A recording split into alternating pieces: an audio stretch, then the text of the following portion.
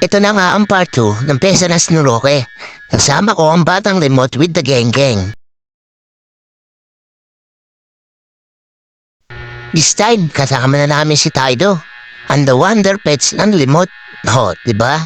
Oh, tawa pa. Oh. Pero syempre, di rin mawawala si Borek, ang pinakamabait na bata ng limot. Dito, nakasalubong namin, sila Utol Rere at Utol Kenneth. Shoutout sa inyo, tol. Bakit labis kitang mahal? Grabe, may tinatago palang boses tong batang to. Tong Pilipinas Got Talent. My God!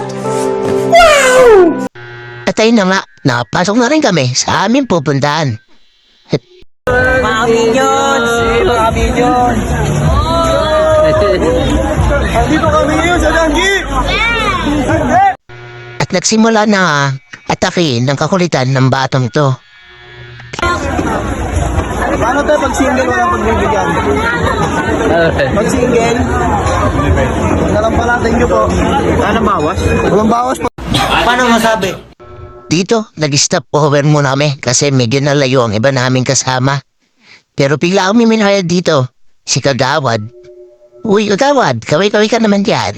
Baka naman. Wala nanay ko. Oo, nanay ko. Pwede. Wala po. Send po Gcash na wala nanay. Ay na. Swerte na yun tayo. Ang onggoy. So ayun nga guys, na-traffic kami sa EDSA. Binabana tayo ng mga ATM. Pakita natin EDSA. Okay. Binabana tayo ng mga tag-ibang planeta. Passenger. Gcash, nawawala ako. Tuloy kami, nakita dito ang pare ko. Si sniper ng batang limot. Grabe energetic na mga batang to. Basta talaga bata malimot o alastik. O, ba?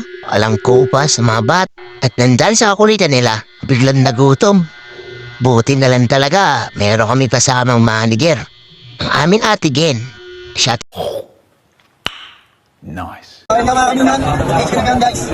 Bakit mga kanila mura lang. Bakit mga sa SM mahal, di ba? Dito na tayo, kuya. Pag may size ka, libre ka. Kaya wala kang natatay, libre ka. Diba?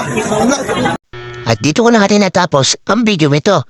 Sana'y napasaya ko kayo sa 3 minuto nang walang kakwentang-kwentang video na to. Bye-bye!